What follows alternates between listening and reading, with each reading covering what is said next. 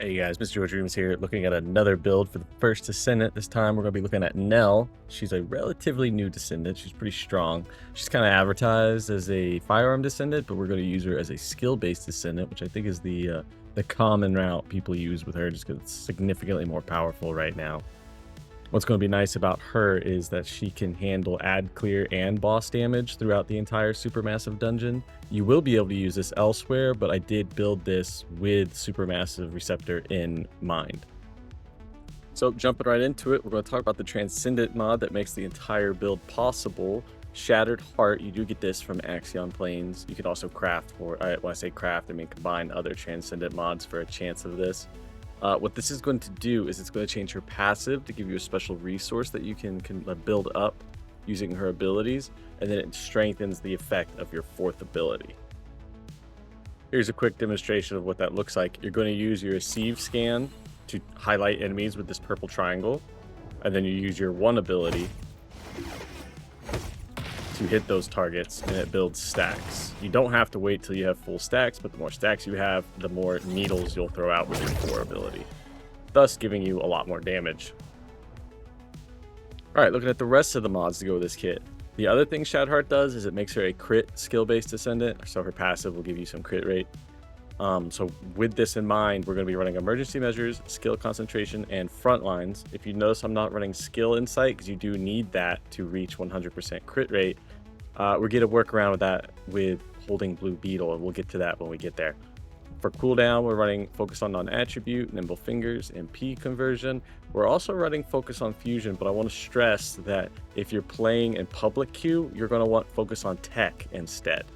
This build works amazingly for solo, and if you're running solo, I recommend focus on fusion because you'll still have enough damage to help out with the boss at the end with your tech skills. Focus on fusion just helps with ad clear, like more of a solo perspective. You can also just run focus on tech 100% of the time if you would rather do that. I just think focus on fusion helps out in a solo scenario a lot more. We're also running 2 range mods to help with our 2 and 3 abilities. This will give you more coverage for that ad clear that I was just talking about.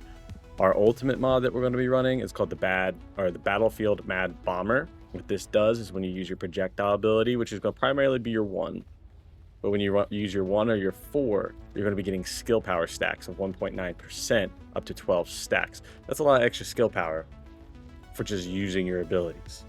And you have to pair this with the trigger mod, Death by 1,000 Cuts. You want as low of a cooldown on this as possible, but this actually helps out with ad clear a lot more than people think with Nell, because her 1 is a piercing projectile, so every 2 throws, which is her stacks, you're getting these death from above lights falling from the sky, killing things for you that you might not even be aiming at yet. This actually helps out a lot with this build, and I love it. I cannot stress how much I love this on Nell.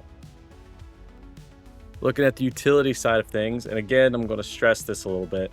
For solo play, I recommend a non-attribute fusion reactor to help with your 2 and 3 abilities for ad clear purposes. If you're playing in public queue or with some friends that have some ad clear down and you want more boss damage, I'd recommend a similar role but with tech non-attribute instead of fusion to help out with your 1 and 4's damage. The component set that we're going to be running is called Enlightened Mage. You get this from Sigma Sector. These will give you non-attribute skill power, which is really nice because you don't want to overflow one skill power type too much. So by using this with the new Mad Bomber Ultimate, you're getting base skill power and non-attributes. So it's like running Slayer and Enlightened Mage at the same time.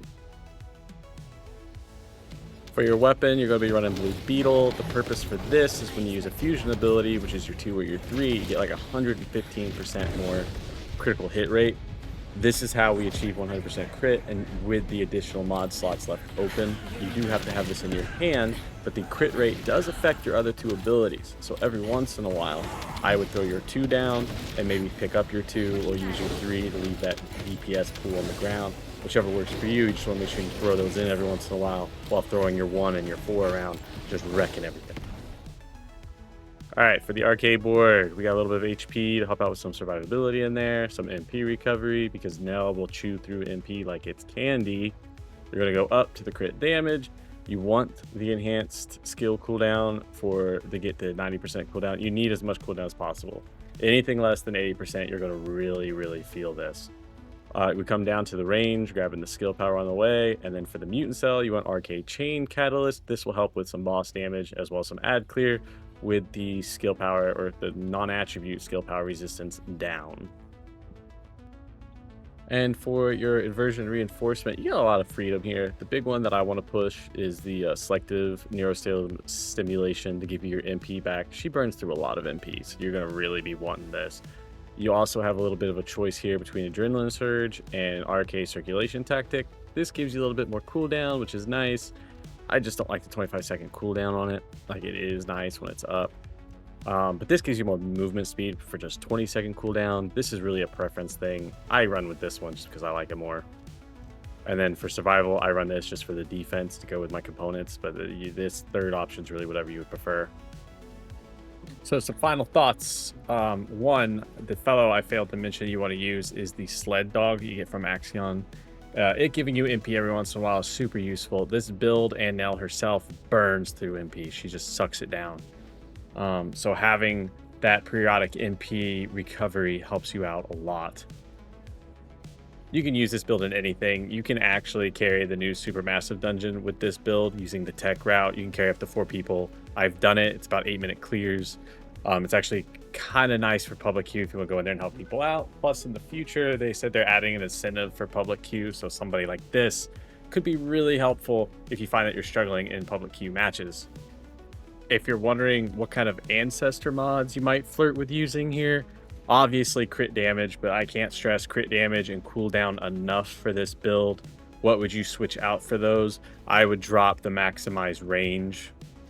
You're gonna feel that with ad clear, but if you drop the maximize range for crit damage and skill cooldown, you can even swap out something like, depending on how much cooldown you get, you can switch something like focus on non-attribute out for more skill power, like a better skill power skill. You do have some options there. It really depends what you get, but that is what I would be looking for an ancestor mod.